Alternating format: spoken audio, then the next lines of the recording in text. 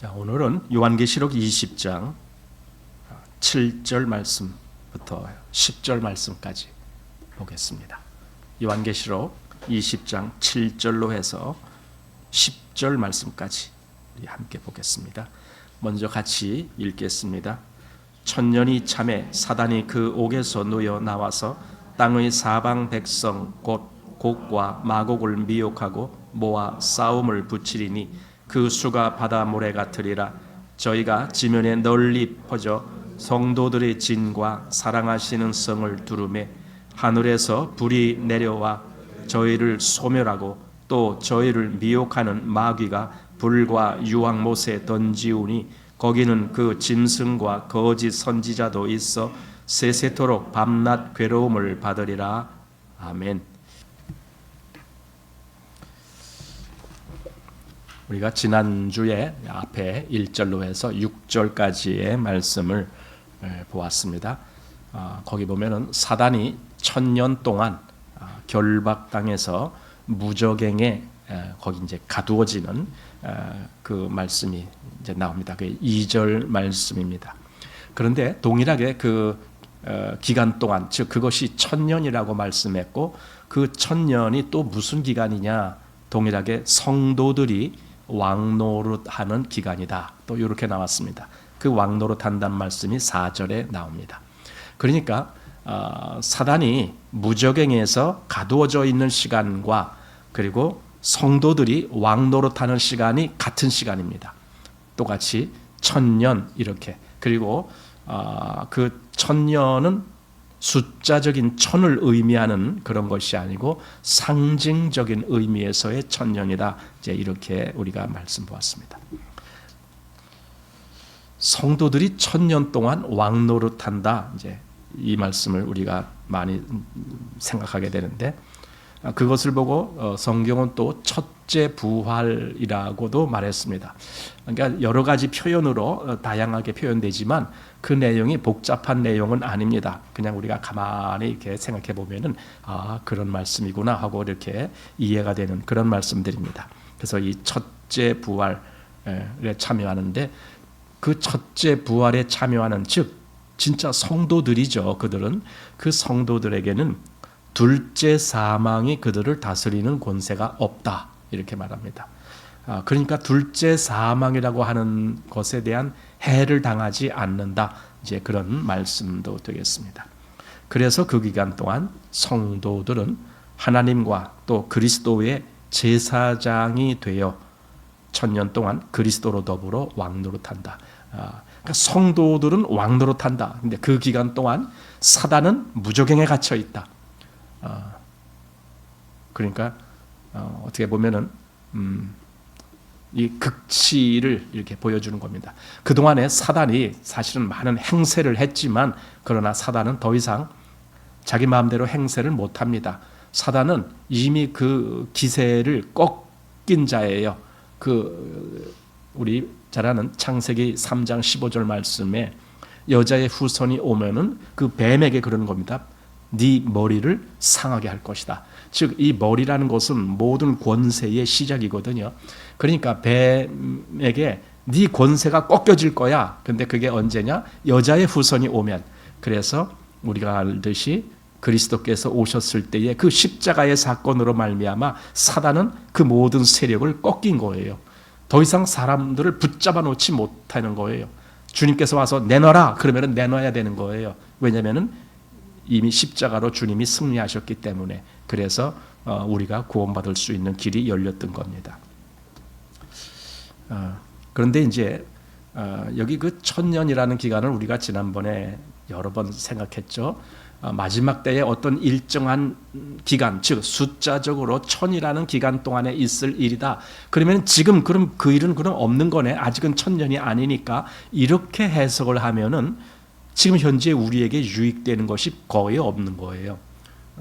근데 그게 아니라 이 1000년이라는 것을 상징적인 의미로 본다라면은 성도들이 왕노릇하는 그 전체 기간이 1000년이다라는 거죠. 그래서 성도들의 왕이 언제부터 시작됐느냐? 교회 시대 때부터 성도들이 왕노릇하기 시작했습니다. 왕노릇한다라는 것은요. 그래서 이 미래에 되어질 일이 아니에요. 지금 현재 되어지고 있는 거예요. 모든 성도들은 왕 같은 제사장입니다. 근데 언제 왕 같은 제사장입니까? 이 다음에 왕 같은 제사장이 된단 말입니까? 아닙니다. 구원받은 모든 성도는 지금 현재 그는 왕 같은 제사장이에요. 왜냐하면 성경이 그렇게 말씀했으니까. 너희는 왕 같은 제사장들이요. 이런 말씀이 성경에 있으니까. 지금 성도들은 왕 같은 제사장이다. 그래서 왕 노릇한다. 우리 로마서 5장 17절 말씀을 보면은 거기도 이런 말씀이 있습니다. 한 사람의 범죄를 인하여 사망이 그 한 사람으로 말미암아 왕 노릇하였은즉 더욱 은혜와 의의 선물을 넘치게 받는 자들이 한 분 예수 그리스도로 말미암아 생명 안에서 왕 노릇하리로다. 그럼 이게 언제 얘기냐고요? 예수 그리스도로 말미암아 생명 안에서 왕 노릇하는 게 언제 얘기냐고요? 이 다음에 그 천년이라는 그 숫자 그것이 왔을 때 그때 왕 노릇한다는 소리입니까? 이게 아니죠. 지금. 그러니까 믿음의 사람은 지금 왕 노릇한다라는 겁니다. 왕 노릇한다라는 의미에 대해서 우리가 조금 더 생각해 보고 싶은데, 왕 노릇한다라는 것은 지배 당하는 게 아니라 이제는 당당하게 지배를 하는 위치에 있는 거예요. 그게 왕이라는 거예요. 그리스도인이 전에는 사단에게 지배를 당했잖아요. 그리스도인이라 할지라도 전에는 사단에게 지배를 당했습니다. 그런데 이제는 그리스도로 말미암아 그 사단의 권세에서 우리가 건짐을 받았잖아요. 그러니까 더 이상 우리는 사단에게 종노릇하는 존재가 아니죠. 지난번에도 에베소서 2장을 보았는데 다시 한번 보겠습니다. 에베소서 2장 2절 그때에 너희가 그 가운데서 행하여 이 세상 풍속을 좇고 공중의 권세 잡은 자를 따랐으니 곧 지금 불순종의 아들들 가운데서 역사하는 영이라. 그럼 여기 그때란 말을 잘 생각해 보십시오. 그때 그랬다. 그때 우리가 공중의 권세 잡은 자, 이건 사단이죠. 그 공중의 권세 잡은 자를 따랐다. 그럼 그 사단에게 종노릇했다는 뜻이잖아요. 그리고 그것을 지금 곧 불순종의 아들들 가운데서 역사한다. 그러니까 그 사단의 역사가 지금도 불순종, 즉 하나님을 믿지 아니하는 자들에게는 아직도 사단의 권세가 왕노릇하고 있다. 그러나 성도들은 더 이상 사단에게 종노릇하지 않는다. 자, 그래서 3절 전에는 우리도 다 그 가운데서 우리 육체의 욕심을 따라 지내며 육체와 마음에 원하는 것을 하여 다른 이들과 같이 본질상 진노의 자녀이었더니. 자, 여기 2절에는 아까 사단에게 종노릇하는 것을 얘기했는데 3절에는요 조금 다른 차원을 얘기해요. 그 사단에게 종노릇 했다는 게 결론이 뭘 얘기하는 거냐 했을 때 육체의 욕심을 따라 육체와 마음에 원하는 것을 하는 존재, 즉 하나님의 뜻을 따르는 것이 아니고 내 마음대로 하는 거, 그게 사실은 사단을 따르는 거예요. 그렇게 살았었다. 그런데 4절 긍휼에 풍성하신 하나님이 우리를 사랑하신 그 큰 사랑을 인하여 허물러 죽은 우리를 그리스도와 함께 살리셨고. 언제 살리셨냐고요? 이게 미래에 될 일입니까? 아니죠. 지금 우리는 이미 살아났죠. 지금 이미 살았다고요.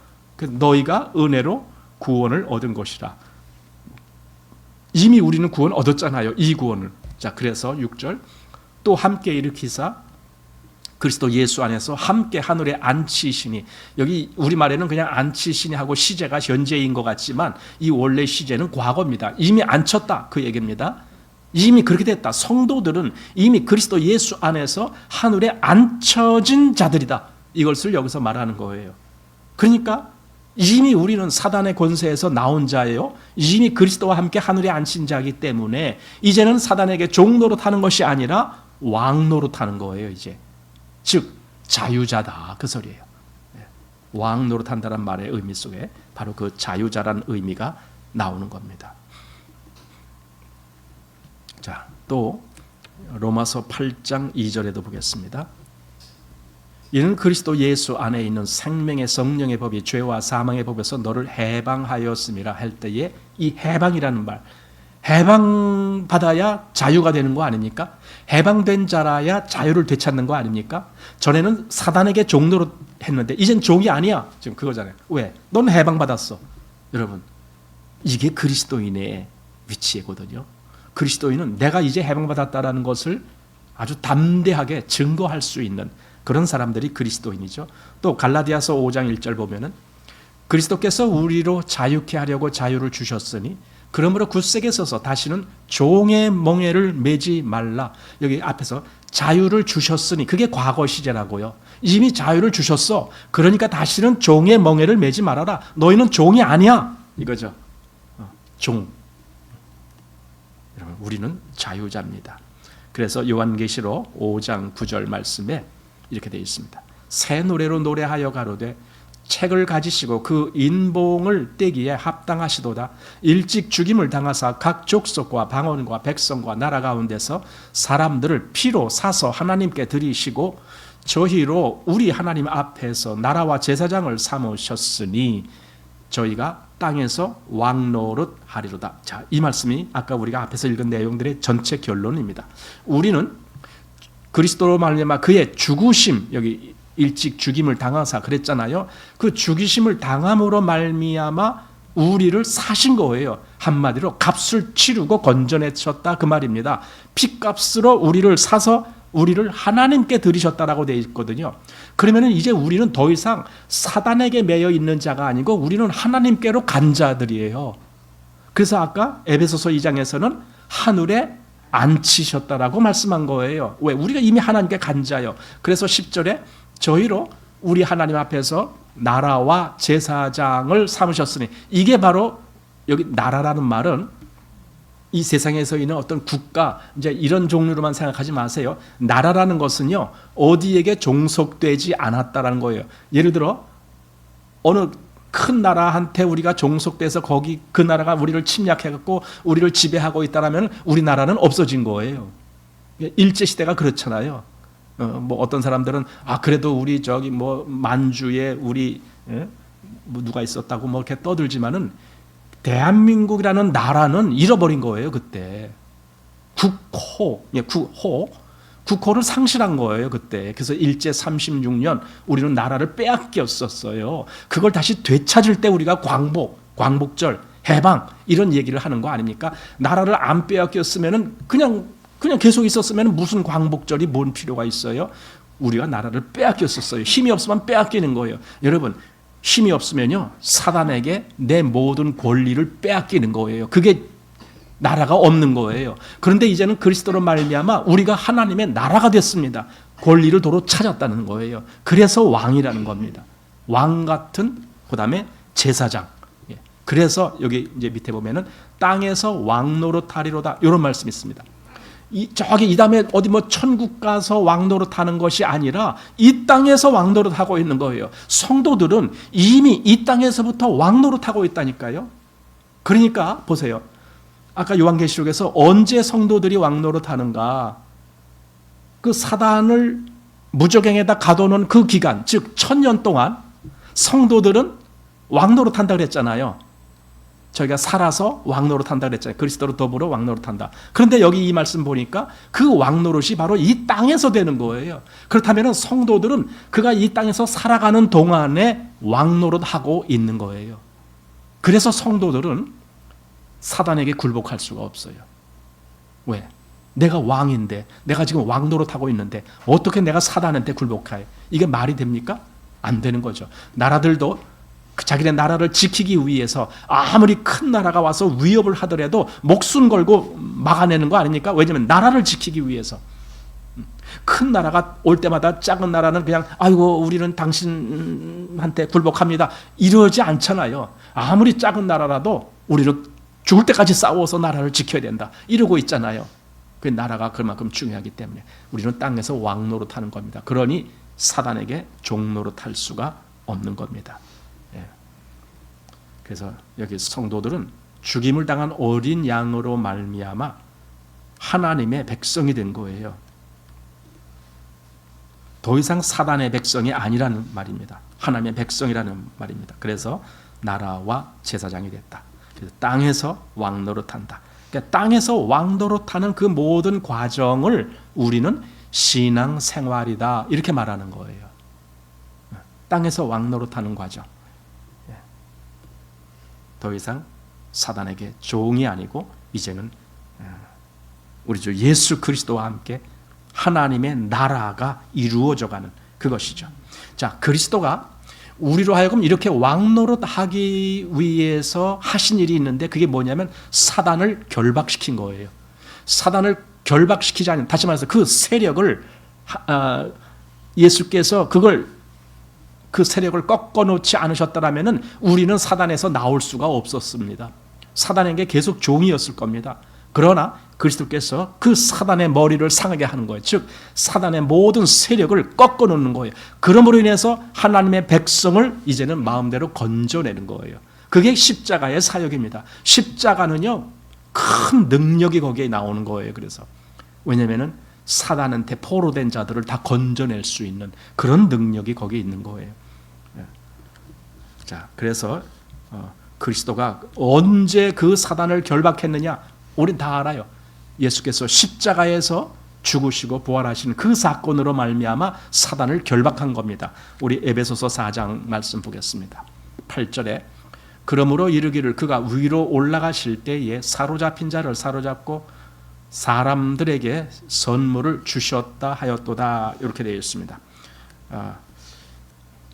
사로잡힌 자를 사로잡았다. 이걸 이제 어떻게 해석하느냐에 따라서 조금 해석이 조금 좀 여러 가지가 있는데 여기서 이렇게 보면 좋을 것 같아요. 여기 앞에 나오는 사로잡힌 자 할 때는 이건 사단에게 사로잡힌 자예요. 그를 다시 사로잡고란 말은 그리스도께서 이제 그를 건져낸다. 이렇게 보면은 이 내용이 아주 싹 시원하게 풀려요. 사로잡힌 자를 그리스도께서 사로잡으셔서 다시, 그래서 사람들에게 선물을 주셨어요. 생명의 선물을 주셨죠. 하나님의 자녀가 되는 선물을 주셨죠. 왕과 제사장이 되는 선물을 주셨죠. 하늘의 기업을 누릴 수 있는 선물 주셨죠. 영원한 그 소망의 나라에 갈 그런 선물을 주셨죠. 어마어마한 선물이 그에게 주어집니다. 그를 다시 사로잡아서 하나님 백성 되게 한 겁니다. 그런데 이 일이 어떻게 해서 가능했느냐 할 때에 마태복음 12장이 나오는 겁니다. 마태복음 12장 29절 사람이 먼저 강한 자를 결박하지 않고야 어떻게 그 강한 자의 집에 들어가 그 세간을 늑탈하겠느냐. 결박한 후에야 그 집을 늑탈하리라. 여기 지금 앞에서 그 세간이라는 말이 있는데 이 세간이 뭐냐면요, 그게 우리들이에요. 그러니까 이 앞에 강한 자라는 말은 이건 사단을 얘기하는 거예요. 그냥 강한 자를 결박한다. 여기서 결박한다니까 꼭 무슨 동아줄 같은 걸로 손을 꽉꽉 묶고 이렇게 우리가 생각하는데 꼭 그렇게 생각할 필요 없어요. 사단을 결박한다라는 말은 사단의 그 모든 권세가 행사하지 못하도록 그 권세를 꺾었다, 그 뜻이에요. 아주 합법적으로. 그리스도의 십자가는 합법적으로 사단의 권세를 꺾은 거예요. 왜냐하면 그 모든 사단이 송사하고 또 요구하는 그 모든 대가를 예수께서 피를 흘리면서 다 갚으셨잖아요. 그러니까 아주 정당하고 합법적으로 권세를 찾으신 거예요, 예수님이. 사단은 더 이상 우리를 붙잡아 놓지 못하고 이제는 놔야 되는 겁니다. 이게 결박이라는 뜻으로 사단의 모든 권세가 꺾인 것, 그걸 결박이라는 말로 했고, 그 강한 자의 집에 들어가서 그래서 그 다음 세간을 늑탈한다. 늑탈이라고 표현했는데 다시 찾아낸다, 그 뜻이에요. 뺏어낸다, 그 뜻이에요. 더 이상 사단이 우리를 움켜쥐지 못하게 그를 결박하고 우리를 건져낸다, 이겁니다. 그러니까 결박한 후에야 그 집을 늑탈하느니라. 그래서 사단을 아까 결박했다. 그래서 아까 요 앞에 사로잡힌 자를 사로잡고 이렇게, 그러니까 표현들이 무슨 사로잡다, 또 요 뒤에도 늑탈한다, 이런 말이 이게 우리한테 해당된 것 같지 않은 것 같지만 이게 우리를 두고 한 말입니다. 주님께서 우리를 사로잡으셨고 주님께서 우리를 사단의 그 권세에서, 사단의 집에서 우리를 건져내시는 거예요. 그걸 여기 늑탈한다, 이렇게 표현을 했던 겁니다. 그래서 우리가 잘 아는 골로새서 2장 15절의 말씀, 정사와 권세를 벗어버려 십자가로 승리하셨느니라. 만약에 십자가에서 이렇게 사단의 권세를 깨뜨리지 못했다라면 예수님은 승리하신 것이 아니에요. 그럼 우리는 사단에게서 거기서 갇혀있지 거기서 나올 수가 없어요. 예수님의 십자가로 정사와 권세, 그 모든 세력들, 하나님을 대적하는 모든 세력들을 다 꺾어놓은 거예요. 이렇게 정사와 권세를 벗어버려 십자가로 승리하셨느니라. 이 역사가 십자가에서 있었던 거예요. 그러니 우리는 십자가를 우리가 얼만큼 알아야 되느냐. 하여튼 우리는 정말 십자가에 대해서 더 많이 알면 알수록 우리의 모든 신앙의 그 모든 핵심적인 교리가 거기서 다 나오는 거예요. 십자가. 그래서 십자가를 더 알기를 원하는 거예요.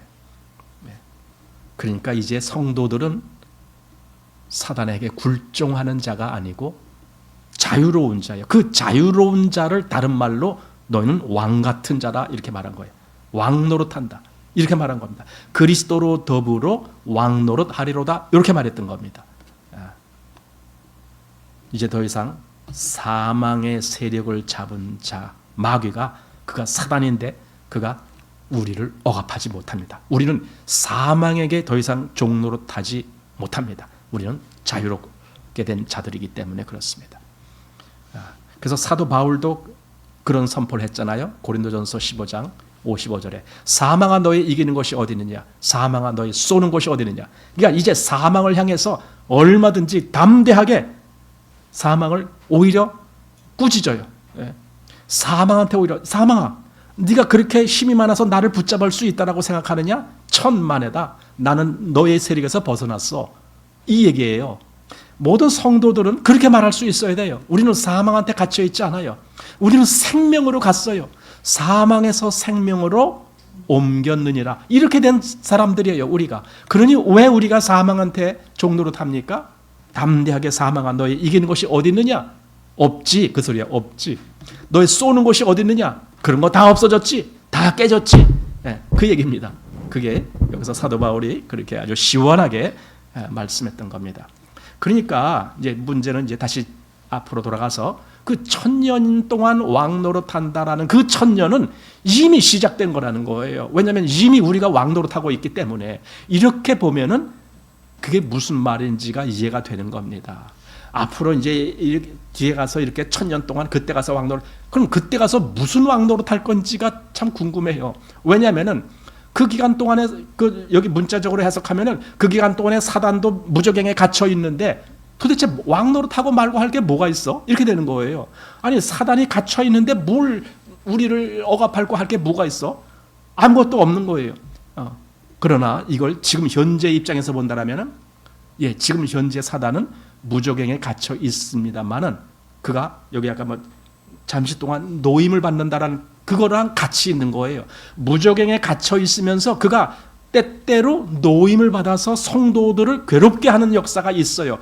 그걸 여기서 이제 마치 그 1000년이 참에 놓였다 이렇게 표현했지만 실질적으로 그 찬다라는 표현도 조금 이따 설명드리겠지만 그게 그냥 어떤 기간이 끝나는 그 시간을 얘기하는 것이 아니라 이 1000년이라는 기간 동안 전체, 다시 말해서 성도들이 왕노릇하는 그 전체 기간 동안에 사단이 시시때때로 성도들을 괴롭히는 일을 하게 되는 거예요.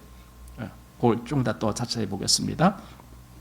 자, 그래서 이 1000년 동안 왕노릇하는 그것은 숫자적인 1000년이 아니라 그리스도의 복음의 완성으로 성도들이 하나님의 나라와 제사장이 되어서 그래서 그리스도로 더불어 이제 왕 노릇하는 그 기간 전체를 상징적인 의미에서 1000년이다. 이제 이렇게 본다라는 뜻입니다. 자, 이제 7절 말씀 보겠습니다. 1000년이 참에 사단이 옥에서 놓여 나와서 땅의 사방 백성 곧 곡과 마곡을 미혹하고 모아 싸움을 붙이리니 그 수가 바다 모래 같으리라. 자, 여기 1000년이 참에 이제 이런 말씀이 있습니다. 이제 분명히 앞에서 우리는 1000년이라는 기간을 이건 숫자적인 1000으로 보질 말고 상징적인 의미의 1000, 그러니까 상징적인 의미의 1000이라는 그 숫자는 이건 아주 어떤 충만한 숫자다라는 것을 의미하는 거예요. 그 기간, 그것이 1000년이 참에 이제 이렇게 했습니다. 그런데 이 기간이 그럼 여기 지금 앞으로 이제 주님이 재림하셔서 그 후에 1000년 왕국이 이어지고 그래서 1000년이라는 1년, 2년, 4년에서 1000년이 딱 채워지고 그리고 그 다음에 이렇게 뭐가 시작된다. 이렇게 하면은요, 그 다음에 사단이 다시 또 역사한다. 아니, 1000년 왕국 후에 사단이 다시 역사한다. 이런 말이 조금 성도들에게는 이게 어떻게 들릴지 모르겠지만 그때 사단이 필요한 것이 아니라 사단은 지금 필요해요. 여러분, 하나님이 사단도 지금 필요로 사용하고 계시다는 걸 아십니까?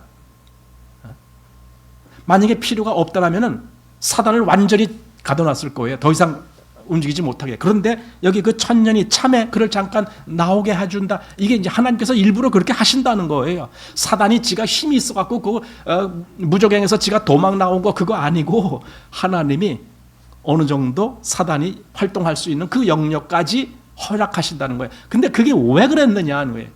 바로 성도들 때문에 그런 거예요. 성도들의 유익을 위해서. 그러니까 정말 하나님은 사단까지도 그 필요할 때는 사용하시는 거예요. 여기 이제 7절 이 앞에 천년이 참에 이제 이렇게 시작했는데 이걸 이제 헬라어 성경을 보면은 거기에 이렇게 돼 있어요. 카이, 호탄, 텔레스테 이렇게 돼 있습니다. 카이란 말은 이제 영어로 and 이제 그리고 이제 이렇게 되는 거고, 그 다음에 호탄이라는 것은 whenever라고 하는 게 언제든지 뭐 언제까지든지 뭐 하는 동안 다 언제든지 이런 의미가 있는 것이 호탄이래. 그 다음에 텔레스데는 이건 텔레오라는 단어에서 나온 말인데 그건 뭔가를 완수하다, 마치다 이렇게 되어 있습니다. 그래서 이게 호탄 텔레스데라고 이렇게 말할 때는 그게 무슨 말이냐면요, 어떤 것이 마치는 동안 이렇게 해석되는 거예요. whenever라는 것이 꼭 그 끝에 가서가 아니고 뭐뭐 하는 동안 전체 언제든지 이렇게 돼 있어요. 그게 호탄이라는 단어거든요. 언제든지. 그래서 뭐 이게 마치는 동안에 언제든지 또는 그 마치기까지 언제든지 마치는 기간 언제든지 이렇게 해석하는 것이 여기 호탄 텔레스테라고 하는 그런 단어입니다. 그러니까 천년이 참에라는 것은 천년이 차는 그 모든 기간 동안에 이런 뜻이에요. 그래서 여기서 천년이 참에 사단이 놓였다라고만 하는 것이 어떤 천이라는 기간 그 후에만이 해당된다가 아니라 지금 그리스도인들이 있는 이 기간이 천년이고 이 기간 동안에 언제든지 사단은 하나님의 허락하심에 의해서 그가 성도들 앞에 괴롭히는 그런 역사를 하는 거예요. 그래서 지금도 사단이 역사를 해요. 당연히 사단은 무적행에 갇혀 있습니다. 갇혀 있는데도 역사할 수 있는 그런 영역을 하나님이 허락하십니다. 우리가 이제 이런 부분에 대해서 욥기를 보면은 더 자세히 알게 됩니다. 하나님은 왜 사단의 역사를 허락하시는가 이겁니다. 왜 허락하시는가? 바로 성도들의 신앙적인 유익을 위해서 허락하신다. 이런 것을 알게 됩니다. 그래서 욥기 보면은 여기 욥기 1장을 한번 보겠습니다. 1장 12절. 여호와께서 사단에게 이르시되 내가 그의 소유물을 다 네 손에 붙이노라. 오직 그의 몸에는 네 손을 대지 말지니라. 사단이 곧 여호와 앞에서 물러가니라. 이렇게 돼 있고, 그다음에 욥기 2장으로 가보면은 2장 6절에 여호와께서 사단에게 이르시되 내가 그를 네 손에 붙이노라. 오직 그의 생명은 해하지 말지니라. 이렇게 보세요. 사단이 자기 마음대로 욥을 괴롭힌 게 아닙니다. 그럴 능력이 없습니다. 물론 여기서 이제 천년이라는 기간도 사실은 우리는 그리스도로 말미암아 천년이라는 그 기간을 생각하는데 이걸 또 다시 영적인 의미로 생각한다면 더 깊이 생각할 수 있어요. 그게 뭐냐면은 아브라함이 구원받았을까요? 아브라함 구원받았죠. 어떻게 구원받았어요? 율법으로 구원받았습니까? 믿음으로 구원받았습니까? 믿음으로 구원받았죠. 그럼 뭘 믿었습니까? 하나님을 믿어서 구원받은 게 아니에요. 예수 그리스도를 믿은 거예요. 예수 그리스도 안에서 구원이 연결되는 거예요. 그러니까 요한복음 8장에 보면은 예수님이 이렇게 말해요. 유대인들에게 너희 조상 아브라함은 나의 때 올 것을 즐거워하다가 보고 기뻐하였느니라. 그걸 봤다는 거예요. 아브라함은 예수님의 때를 봤다라는 거예요. 그러니까 믿음 안에서 그것이 보여진 겁니다. 창세기 22장에 보면은 여호와 이레 이렇게 말하잖아요. 여호와께서 준비하실 거야. 그게 여호와 이레거든요. 그 여호와 이레, 여호와께서 준비하셔. 그 이야기를 아브라함이 그 아들 이삭에게 한단 말이에요. 번제할 어린 양은 어디 있나이까? 여호와께서 준비하신다. 그런데 그 여호와께서 준비하신다라는 말이 결국은 예수님을 상징한 거거든요. 아브라함은 여호와의 동산에서 여호와께서 준비하신다라는 그것을 알고 있었습니다. 지금 그가 그래서 자기 아들 이삭을 번제로 드린다 할지라도 하나님은 그 약속의 자손을 도로 살리실 것까지도 믿었단 말이에요. 이 모든 역사가 바로 예수님에게 달려있다는 걸 알아요. 아브라함은. 다윗도 마찬가지입니다. 그러니까 아브라함이나 다윗이나 이 구약의 모든 이 믿음의 사람들은 다 예수님을 미리 바라보는 거예요. 그리고 믿음으로 구원받는 거예요. 예수님을 바라보고. 그럼 우리는 어떻게 바라봐요? 예수님을? 이미 오신 예수님, 그죠? 우리는 뒤로 돌아서 바라보는 거예요. 그래서 아브라함이나 다윗이나 앞을 바라봤지만 우리는 뒤를 바라보는 겁니다. 왜냐하면 지금 여기 예수님이 여기 계신 거 아니잖아요. 이미 2000년 전에 오셨잖아요. 그러니까 우리는 뒤를 바라보고 예수를 바라보는 거예요. 그러니까 어떤 면에서는요, 예수님을 바라보고 그 믿음 안에 들어가는 것은요, 아브라함이나 우리나 똑같은 거예요. 아브라함은 예수님이 오기 전 2000년 전, 우리는 예수님이 오신 후 2000년 후. 그러니까 똑같이 2000년 기간이 있는데 똑같이 예수를 바라봐요. 우리만 예수 믿고 구원받는 것이 아니라 아브라함도 예수 믿고 구원받은 거예요. 그래서 여기 그 1000년이라는 기간 동안에는요, 우리 쪽에서는 사실은 아브라함이나 다윗이 다 포함되는 거예요. 우리는 그렇게 계산 못해요. 왜냐하면 예수님이 오신 것은 언제 지금부터 2000년 전이고 그리고 그 후에 예수님이 돌아가시고 그리고 그 후에 부활하시고 그때부터 이루어진 거 아닙니까? 이렇게밖에 우리는 해석이 안 돼요. 왜냐하면 우리는 시간에 종속된 존재들이기 때문에 그래요. 그러나 하나님은 시간에 종속되지 않았습니다. 예수 그리스도의 그 십자가는요, 이미 창세 전부터 있는 거예요. 그 십자가는 어떤 때가 됐을 때 우리로 하여금 보게 하시려고 그렇게 나타나신 것이지만은 하나님의 의중, 하나님의 마음에는 이 십자가는 창세 전부터 있는 거라니까요. 그래서 그것을 그대로 이 땅에서 표현한 것이 이 세상 역사예요. 그러니까 아브라함도 그걸 본 거고 우리도 그걸 보는 거예요. 그 십자가를 보는 거예요. 그래서 사단은 이미 그 십자가의 권세 아래서 꺾인 거예요. 세력이 꺾인 거예요. 이 땅에서는 일정한 시간이 흘러서 예수님이 오셔야 그것이 이루어졌지만 하나님 안에서는 이미 이루어진 거예요. 완성된 거예요. 그래서 여기 이제 욥을 보는 거예요. 사실은 그래서 욥기 때에도 이미 그것이 적용된다라는 의미로 보게 되는 겁니다. 사단은요, 지멋대로 마음대로 할 수 있는 게 하나도 없어요. 다만 하나님이 허락하셔야 돼요. 그래 여기 그랬잖아요. 내가 그의 소유물을 다 내 손에 붙이노라. 이거 왜? 허락이에요, 이게. 내가 그의 소유물을 너에게 붙이노라. 내 손에. 그러니까 네가 그 소유물에 대해서는 네가 하고 싶은 대로 해. 이거예요. 그리고 딱 한정을 짓죠. 그러나 그의 몸에는 손을 대지 말지니라. 이렇게 했죠. 그러니까 그 말 그대로 사단이 가서 그렇게 그대로 한 거예요. 그러니까 사단은 지 마음대로 하지 못해요. 하나님이 허락하신 고기까지만 하는 거예요. 또 두 번째도 그래서 그 소유물이 다 없어졌잖아요. 그래서 두 번째는 뭡니까?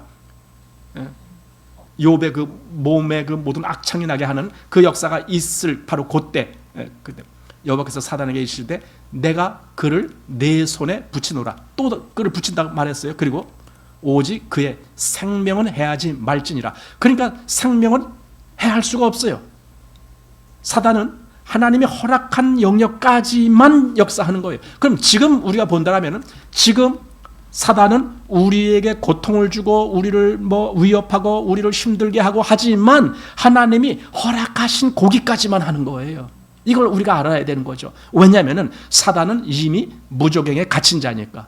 갇힌 자인데 하나님이 그래 너가 이만큼은 네가 하라고 내가 허락하마. 지금 고요고란 말이에요. 그 역사. 그럼 여기서 욥기에서 왜 하나님은 욥에게 이런 고난이 오는데도 그걸 허락하셨는가?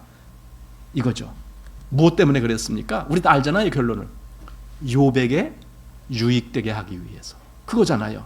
이 고난을 겪지만 결론적으로 이것이 욥에게 유익이 되는 사건이 됐잖아요. 그래서 허락하시는 거예요. 지금도 똑같습니다. 왜 우리에게 사단의 어떤 큰 역사로 말미암아 고난을 당합니까? 왜 우리가 때로는 시험에 빠지게 합니까? 왜 우리가 미혹을 받습니까? 이런 모든 과정을 통해서 우리가 더 믿음 안에서 유익함을 얻게 하려고. 그거거든요. 즉 믿음의 순결을 지킬 수 있어야 되고 믿음의 어떤 도약하는 한 단계 계기가 되는 그런 기간이 되는, 그것이 사단을 허락한 하나님의 의중입니다. 사단을 허락해서 고통당하게 하는 거예요. 그렇지만은 이미 그는 십자가로 결박당했기 때문에 하나님이 허락하신 그 이상은 손톱만큼도 그가 활동할 수가 없는 겁니다. 그래서 사단의 세력은 이미 꺾여졌다. 그 내용을 우리가 히브리서에서도 보게 됩니다. 자, 히브리서 2장 14절. 자녀들은 혈육에 함께 속하였음에 그도 또한 한 모양으로 혈육에 함께 속하심은, 여기 그는 예수님을 얘기하는 거죠. 그도 또한 한 모양으로 혈육에 함께 속하심. 그 다음에 사망으로 말미암아, 이건 무슨 사망이냐? 이거 예수님이 십자가에서 죽으신 걸 얘기하는 거예요.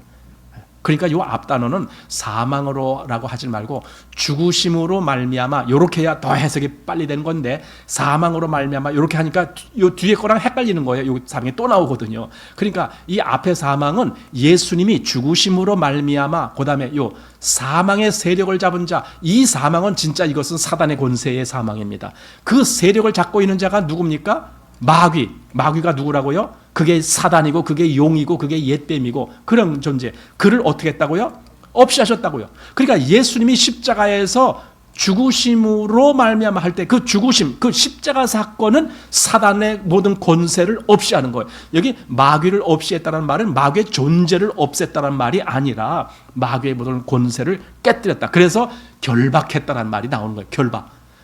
강한 자의 집에 들어가서 그 강한 자를 결박하지 않고야 어떻게 그 세간을 늑탈하겠느냐 해서 이 강한 자를 결박해야만이 그 세간을 늑탈할 수 있다. 지금 그 얘기거든. 그래서 예수께서 십자가에서 죽으심으로 말미암아 사단을 결박하고 그 모든 권세를 깨뜨리신 것. 그래서 그걸 보고 다른 말로 마귀를 없이 하시며 이렇게 표현했던 겁니다. 그래서 우리가 분명히 알아야 되는 것이 바로 이것입니다. 뭐냐면 사단은 이미 패한 자이다. 이거예요. 사단은 이미 패한 자이다. 우리가 지금도 사단이 우리를 가끔 와서 막 힘들게 하고 막 이렇게 뭐 싸우는 것 같지만 그래도 우리는 알아요. 그래, 사단아, 너는 이미 졌어. 이미 졌어. 우리 주님이 이기셨어. 그리고 나는 주님과 함께 있어. 난 주님 편에 있어. 너는 이미 졌어. 이 분명한 선고를 아까 사도 바울이 한 것처럼 사망한 너희 쏘는 곳이 어디 있느냐 이렇게 한 것처럼 우리도 동일하게 사단의 모든 권세에 대해서 그렇게 외칠 수 있습니다. 사단은 이미 패배했습니다. 그리고 그 창세기 3장 15절 말씀대로 그 머리가 깨진 겁니다. 이제 왜 권세가 깨졌으니까. 그리고 결박당한 자입니다. 그런데 사단은 완전히 그 사단의 일이 완전히 깨끗하게 더 이상 없어. 이게 아닙니다. 왜냐하면 하나님은 일부러 사단을 일정 영역에서 허락하십니다. 그게 지금 오늘 보는 내용입니다. 왜냐하면 성도들의 신앙의 순결을 위해서, 그 믿음의 성장을 위해서 일정 영역에서 사단의 활동을 허락하시는 겁니다. 그게 지금 역사입니다. 자, 그럼 왜 사단의 역사를 일정 영역에서 허락해 놓으셨는가? 우리 한번 이걸 생각해 봐야 됩니다. 만약에요, 사단의 핍박과 회방이 없다라면은 우리가 믿음을 지키기 위해서 애쓸 필요가 하나도 없게 돼요. 사단의 활동이 하나도 없다면은요, 그냥 두릅 넣어서 배만 둥둥둥 뛰둥기고 있어요. 아니, 우리가 굳이 뭐 이렇게 정말 때로는 간절히 기도도 하고 때로는 그냥 엎드리기도 하고 때로는 정말 모든 수모를 겪기도 하고 이걸 참아내는 그런 게 왜 나와요? 사단이 활동하기 때문에 그런 게 나오는 거거든요. 그러니까 사단의 활동이 없다라면은 우리는 우리 믿음의 이런 어떤 순결함을 더 유지하고 믿음의 담대함을 유지하고 이런 걸 위해서 할 게 하나도 없는 거예요. 한마디로 믿음의 성장에 아무 필요가 없는 거예요. 사단이 활동을 안 한다라면은 아무것도 더 이상 있을 필요가 없어요. 그러니까 하나님은 일부러 사단이 활동하도록 어느 영역에서 허락하시는 거예요. 그래야 우리의 믿음이 성장하니까, 우리의 믿음이 더 담대하게 지켜지니까. 이게 속성이거든요. 우리 유다서 한번 1장 보겠습니다. 유다서 1장 3절. 사랑하는 자들아, 내가 우리의 일반으로 얻은 구원을 들어 너희에게 편지하려는 뜻이 간절하던 차에 성도에게 단번에 주신 믿음의 도를 위하여 힘써 싸우라는 편지로 너희를 권하여야 할 필요를 느꼈노니. 자, 보십시오. 여기 성도들에게 단번에 주신 믿음의 도를 위하여, 그걸 위해서 어떻게 하라고요? 힘써 싸우라는 거예요. 왜 이런 게 필요합니까? 사단의 역사가 있기 때문에 필요한 거예요. 사단의 역사가 없으면 뭘 힘써 싸울 게 뭐가 있어요? 가만히 있어도 되지. 이렇게 되는 거예요. 그러나 사단의 역사가 있기 때문에 힘써 싸우라. 우리가 그렇게 너희에게 편지할 필요를 우리가 느꼈다. 그것은 지금 사단이 역사하고 있어. 그러니 너희는 정신 차리고 깨어서 그 사단을 대적할 수 있는 담대한 믿음을 가져야 돼. 이 얘기를 해주는 거거든요. 이것이 언제라고요? 마지막 때 더 간절하게. 그렇게 지금 흘러가고 있는 겁니다. 사단이 옥에서 일정 영역에서 노임을 받았기 때문에. 그것이 여기 이제 오늘 본문에 보면 천년이 참에 사단이 옥에서 놓여 나와서, 아까 그 천년이 찬다라는 개념을 그 천년이 완성되어져 가는 그 어느 때라도 이렇게 해석하라 그랬잖아요. 그 천년이 차지는 그 기간 언제라도 사단은 그 역사를 한다. 이렇게 지금 되는 겁니다. 그래서 숫자적인 천이 아니고 의미적으로 천년 동안 갇힌 그 영역에서 일정 영역으로 사단은 풀림을 받는 겁니다. 그게 노임을 받는다, 그런 뜻입니다. 그런데 보십시오. 하나님이 성도들의 믿음이 어떤 믿음을 원하실까요? 저 사람이 정말 믿음이 있는지 없는지 긴가민가하다. 하나님 과연 그런 걸 기뻐하실까요? 하나님은 정말 성도들이 담대한 믿음으로 누가 보더라도 분명하게 저 사람은 정말 믿음이 있는 사람이야, 이렇게 된 것을 더 기뻐하시지 않을까요? 당연히 그런 걸 기뻐하십니다. 그래서 여기 로마서 8장 36절 보면은 기록된 바 우리가 종일 주를 위하여 죽임을 당케 되며 도살할 양같이 여김을 받았나이다 함과 같으니라. 그러나 이 모든 일에 우리를 사랑하시는 이로 말미암아 우리가 어떻게 해요?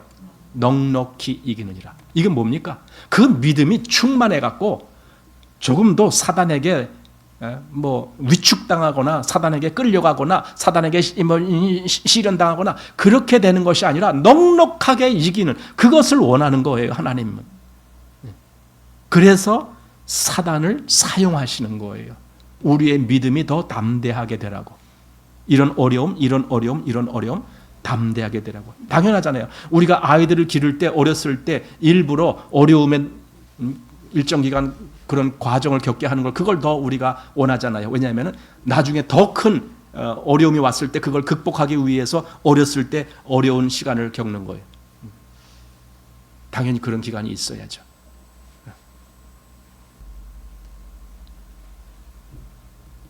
넉넉히 이긴다.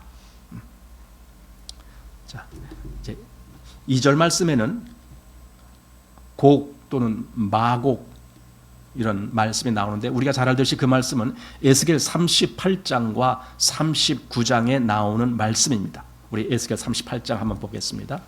자, 1절부터 한번 보겠습니다.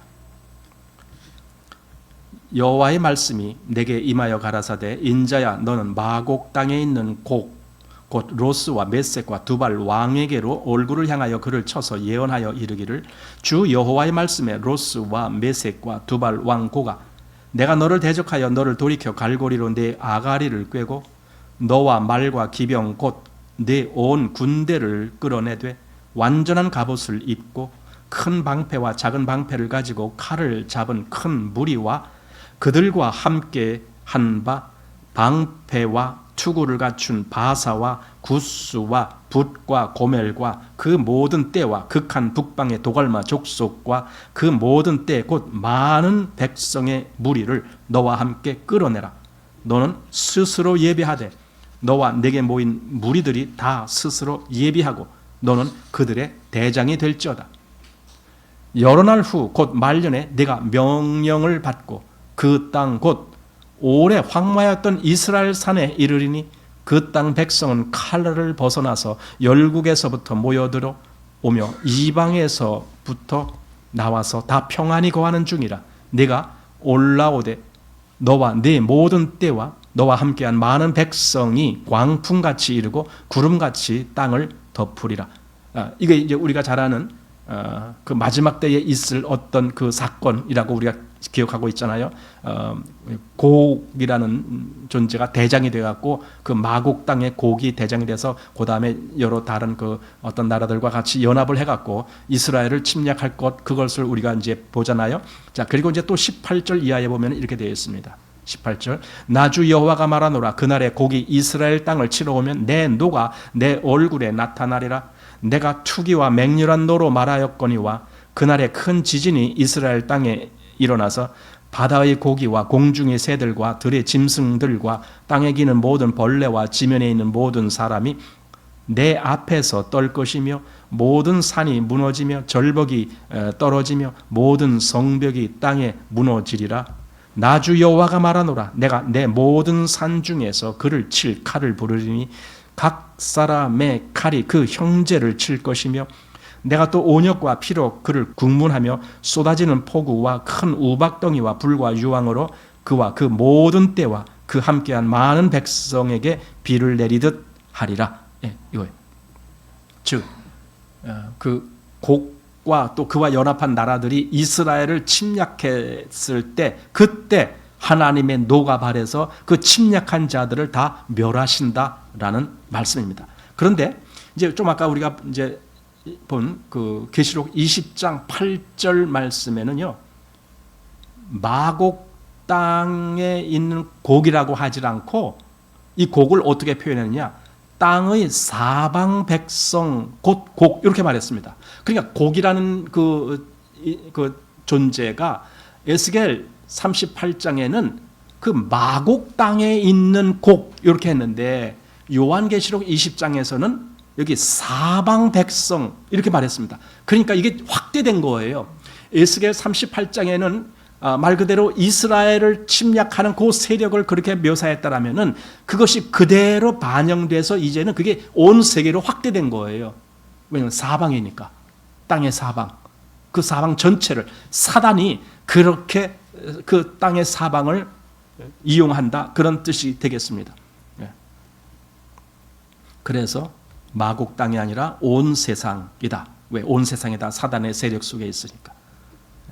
또 그때 에스겔에서는 이스라엘을 침략하는 그런 말씀으로 이어졌지만 지금 여기 요한계시록에서는 이스라엘을 침략하는 게 아니에요. 성도들을 침략하는 거예요. 그러니까 성도들에게 이 사단의 모든 세력이 가해지는 거예요. 그것이 여기서 지금 나온 말씀의 의미입니다. 그래서 이 일은 아까 여기 천년이 참에 그 다음에 이런 일이 있을 것이다 이렇게 말했는데 사실은 천년 기간 중에 있는 거예요. 그리고 그 천년은요 숫자의 천이 아니고 지금 교회가 이루어져가는 이 모든 시대가 천년입니다.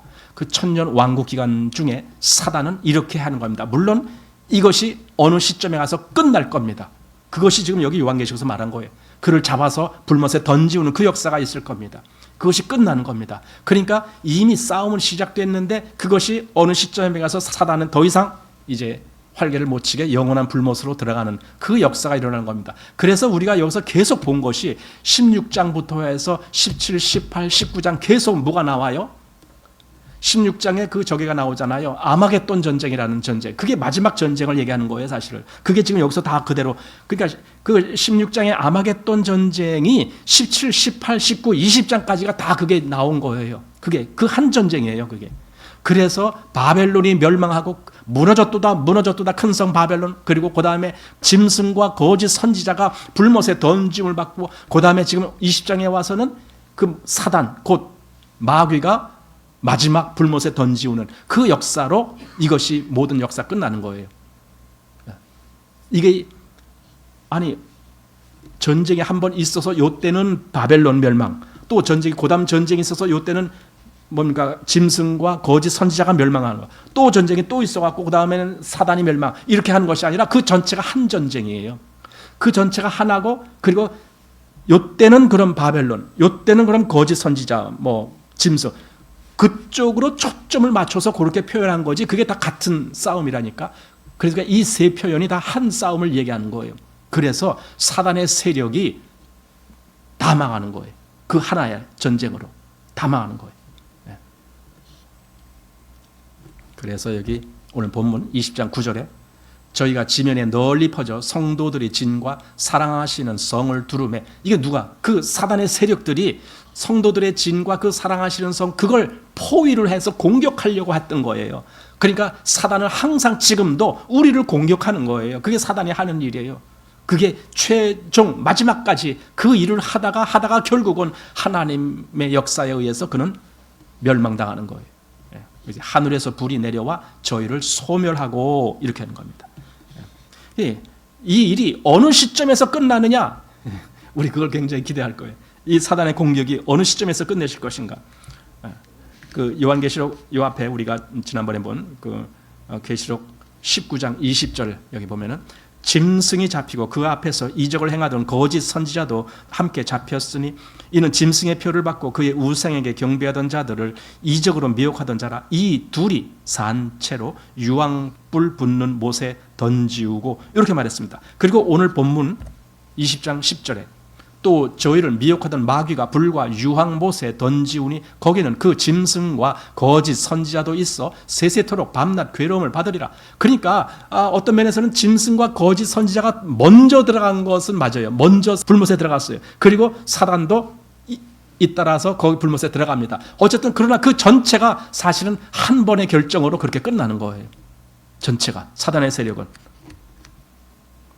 그러니까 앞에서 바벨론이 멸망한 것, 또 짐승과 거짓 선지자가 멸망한 것, 그리고 지금 사단 곧 마귀가 심판을 받는 것, 이게 다 우리가 앞에서 말한 이게 아마겟돈 전쟁이라고 하는 그 전쟁 속에 포함되어 있는 겁니다. 따로 심판받는 것 같지만 초점을 그렇게 맞춘 것뿐입니다. 한 번은 바벨론, 한 번은 짐승과 거짓 선지자, 그리고 한 번은 마귀 곧 사단, 이렇게 초점을 거기다 맞춘 것뿐이지 이게 다 한 사건이다라고 보게 됩니다. 그래서 성도들은요, 이걸 아는 거예요. 지금 요한계시록이 성도들에게 이걸 보여주는 거잖아요. 우리가 이 요한계시록을 보면서 싸움의 결과가 이렇게 나타나는 거구나. 제가 지난번에도 말씀드렸지만 결과를 아는 것은 참 좋은 거예요. 결과를 모르면은요 너무 답답하고 좀 궁금해. 과연 누가 이길까? 여러분, 그리스도께서 승리하셨다라는, 이미 승리하셨다라는 걸 우리가 모르고 있다라면요 이게 얼마나 답답할 거예요. 혹시 사단이 이기면 어떻게 하나? 이런 생각 안 들 겁니까? 예수님이 지면은 어떡할까? 이런 생각 안 들 겁니까? 그런데 우리에게 이미 이기신 것을 말씀했잖아요. 이미 승리하셨다라고요. 그러니까 이 사단의 권세가 여기 지금 요한계시록 이때 와서 사단이 진 게 아니라 이미 졌어요. 처음부터. 그리고 지금 이것이 정리되는 것을 우리에게 보여주시는 거예요. 이렇게 결론이 난다. 왜? 이미 그리스도가 승리하셨기 때문에. 자, 그럼 그리스도가 승리하셨다는 것은 뭘 얘기하는 겁니까? 성도들이 동일하게 승리했다, 그 말입니다. 왜? 성도들은 그리스도 안에 있는 자들이니까. 그리스도와 함께 우리가 하나님의 그 나라의 그 위에 올라간 자들이고 하나님 우편에 안침바된 자들이기 때문에. 그래서 계시록 이 앞에서 볼 때에 그 하나님의 보좌 앞에 많은 보좌들이 거기 나온 것이고, 또 우리 지난번에도 어디에 여기 20장 4절 거기 보면은 그 말씀 있잖아요. 또 내가 보좌들을 보니 거기 앉은 자들이 있어. 아니, 여기가 어디냐면 하나님의 보좌 앞이 하늘나라란 말이에요. 그런데 그 보좌에 앉은 자들이 있다란 말은 이들은 성도들을 얘기하는 건데, 이게 무슨 뜻입니까? 그들은 승리했다라는 거예요. 이겼다라는 거예요. 이겼기 때문에 보좌에 앉은 자가 됐다는 의미입니다. 그래서 성도들은 이겼구나. 우리는 이긴 자이구나. 이 세상에서는 오히려 만물의 찢기와 같은 그런 대우를 받고 그렇게 남에게 멸시를 당한다 할지라도 전혀 우리는 그것 때문에 굴할 필요가 하나도 없다. 왜? 이겼으니까. 이겼으니까. 다윗이 이겼을 때에, 다윗이 골리앗을 쓰러뜨렸을 때에 다윗만 이긴 것이 아니라 이스라엘 진영 전체가 이겨서 환호를 지르잖아요. 야, 우리가 이겼다 그러잖아요. 아니, 다윗 혼자 이긴 건데, 혼자 이겼는데 그게 대표이기 때문에 이스라엘이 전체가 이긴 거나 마찬가지. 그러니까 우리의 대표는 누구라고요? 예수께서 이기셨기 때문에 이건 우리가 이긴 거예요. 그래서 그렇게 우리가 이겼다라는 것을 여기 그대로 나와서 결국 사단과 그 세력들은 다 심판받는다. 그걸 여기서 보여주고 있는 거예요. 그러니 성도들이요, 전혀 이 세상에서 그 어떠한 환경적인 어떤 핍박과 어려움이 닥친다 할지라도, 심지어는 내 몸에 질병이 생겨서 내가 이제 더 이상 살지 못하고 죽어야 된다, 그런다 할지라도 거기에 굴복할 필요가 하나도 없어요. 그것 때문에 의기소침할 이유도 없어요. 오히려 기뻐하십시오. 왜? 승리의 날이 더 가까이 오고 있는 거니까. 그래서 성도들은 그리스도와 함께 왕노릇 하는 겁니다. 이게. 여러분들은 왕이십니다. 그리스도와 함께한 왕이십니다. 자, 기도하겠습니다.